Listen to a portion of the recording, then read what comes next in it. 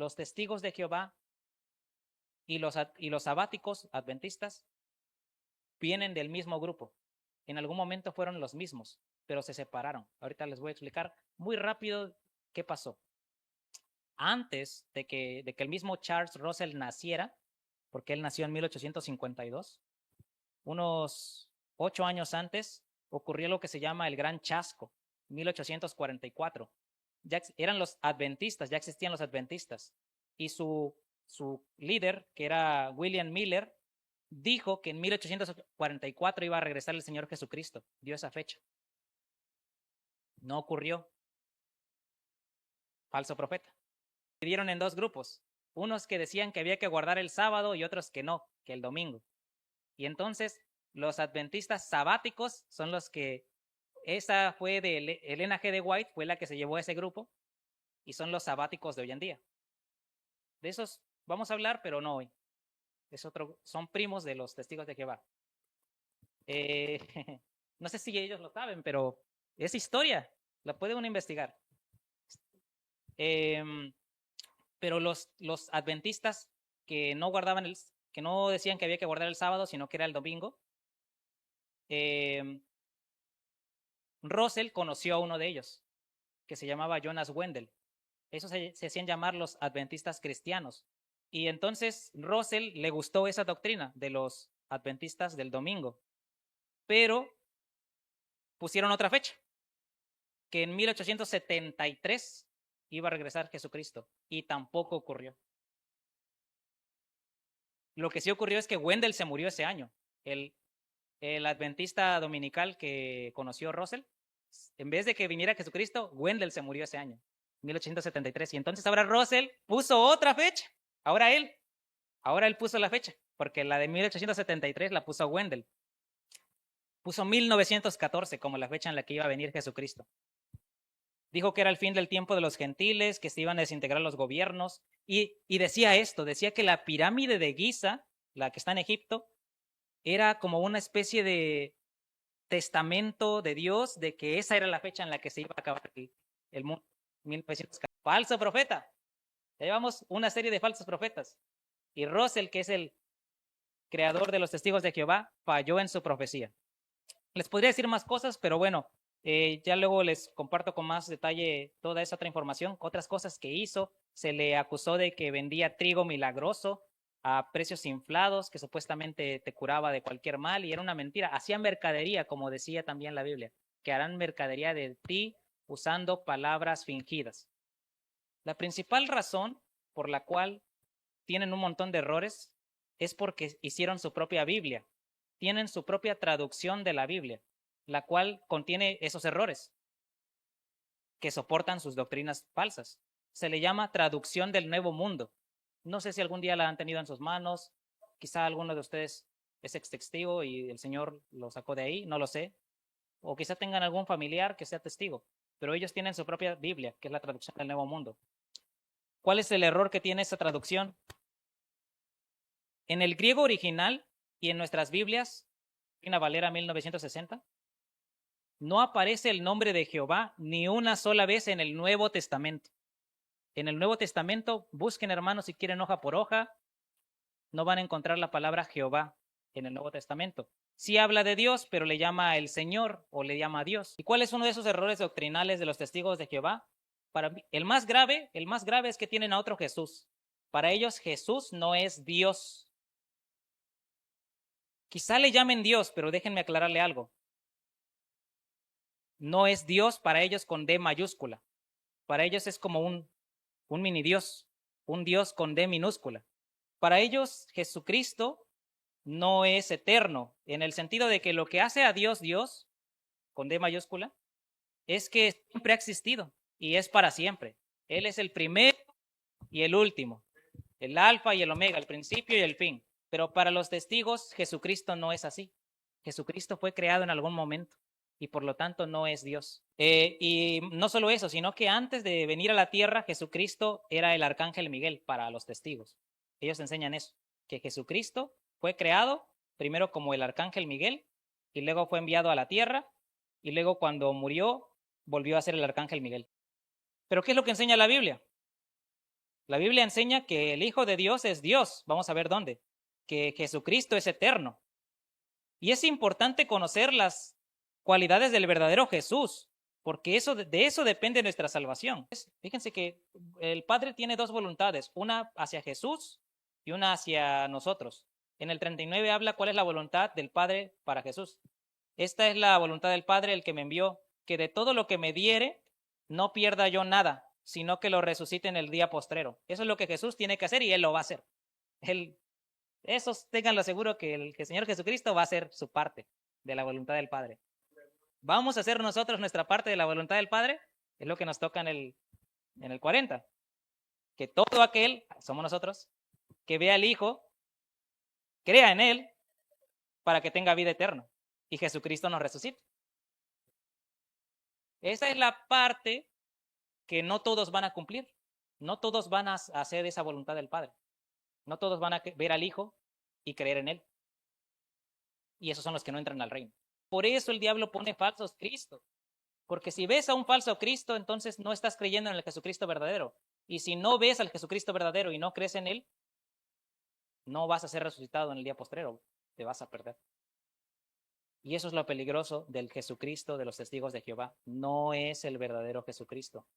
Es un Jesucristo que no es Dios. Es un Jesucristo que no es eterno. Es un Jesucristo que no es con el Padre.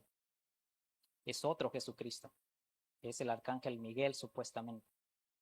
Cuando uno evangeliza, no importa si la otra persona es atea o es testigo de Jehová o cualquier otra denominación, puede ser incluso un que practique algo de hechicería.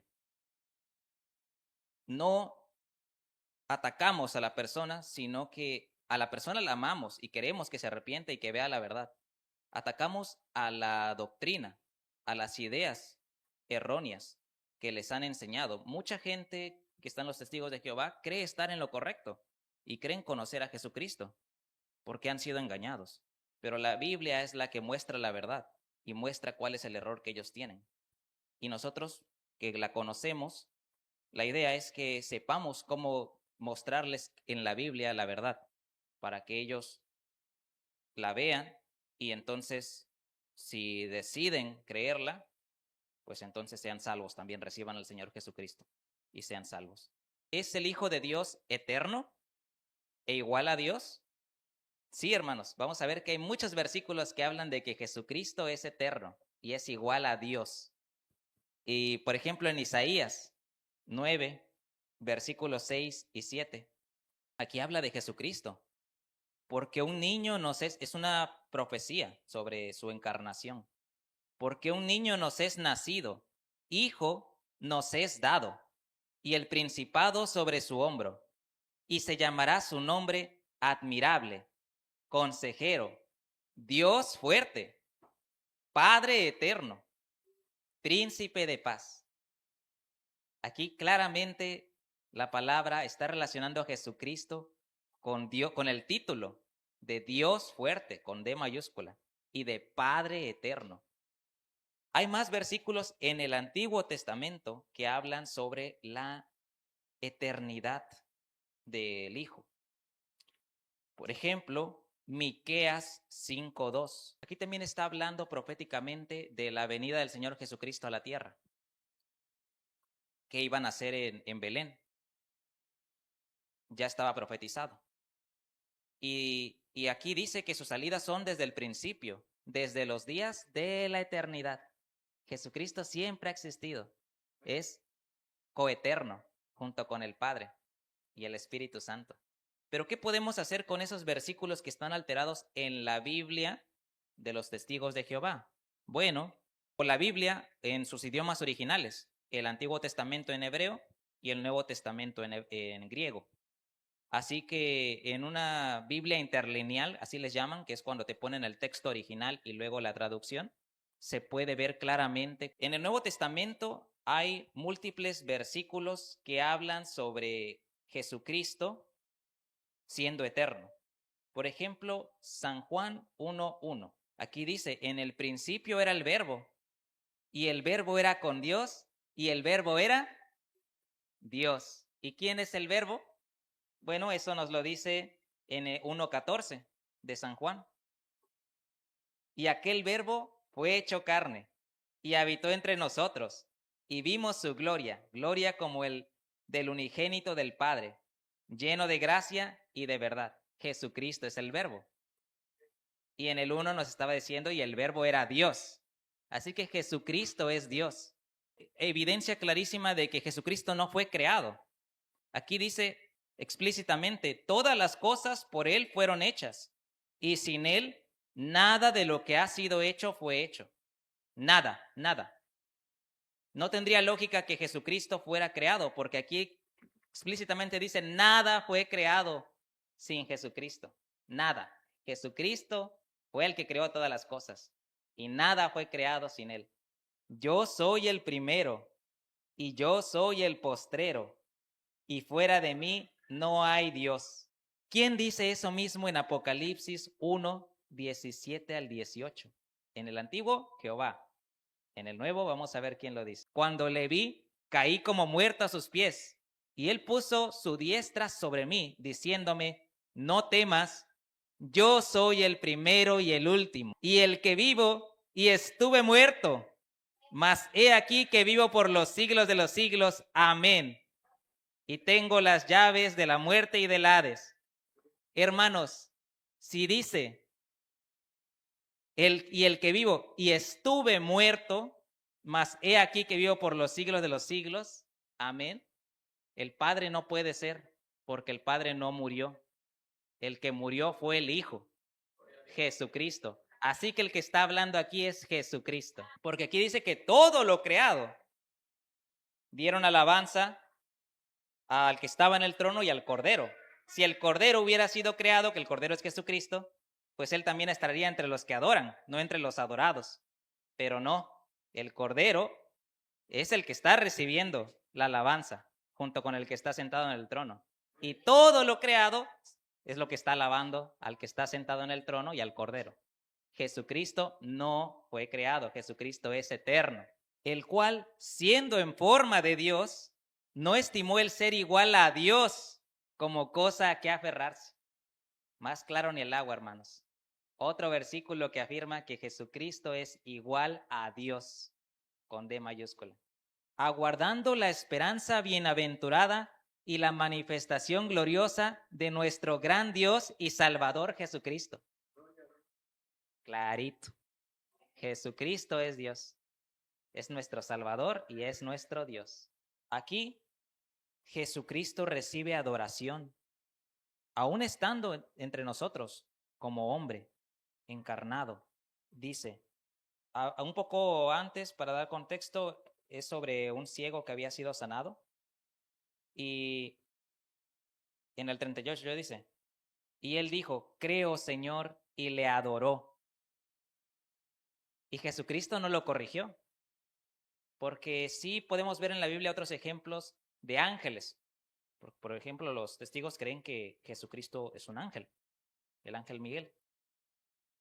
Pero esos ángeles sí decían, no, no me adores, adora solamente a Dios. Corregían, porque saben los ángeles que no pueden llevarse la adoración, que la adoración es únicamente para Dios. Pero aquí en este versículo Jesucristo recibió la adoración porque Jesucristo es Dios. Aquí es sobre la incredulidad de Tomás, que no estaba cuando se les apareció Jesucristo a los discípulos después de haber resucitado. Y entonces había dicho que si no lo veía y metía las manos en los huecos, no iba a creer. Pero ya cuando Jesucristo se le aparece, en el 26, por ejemplo, 20-26, 8 días después estaban otra vez sus discípulos dentro y con ellos Tomás. Llegó Jesús, estando las puertas cerradas, atravesó la pared y se puso en medio y les dijo, paz a vosotros. Luego dijo a Tomás, pon aquí tu dedo y mira mis manos, y acerca tu mano y métela en mi costado, y no seas incrédulo sino creyente. Entonces Tomás respondió y le dijo, Señor mío y Dios mío. Tomás lo entendió. Jesucristo es Dios. Y Jesucristo no lo corrigió, sino que le dijo en el 29, Jesús le dijo, Porque me has visto, Tomás, creíste. Bienaventurados los que no vieron y creyeron. Amén. Entonces, hermanos, la Biblia es muy clara, tanto en el Antiguo, como vimos los versículos, como en el Nuevo Testamento, de que Jesucristo es Dios, el que murió por ti y por mí en esa cruz, el que estuvo dispuesto a dejar de ser igual a Dios, dejar su trono, su gloria y humillarse hasta lo sumo, fue Dios. Dios mismo lo hizo. Tanto nos ama el Señor. Gloria a Dios.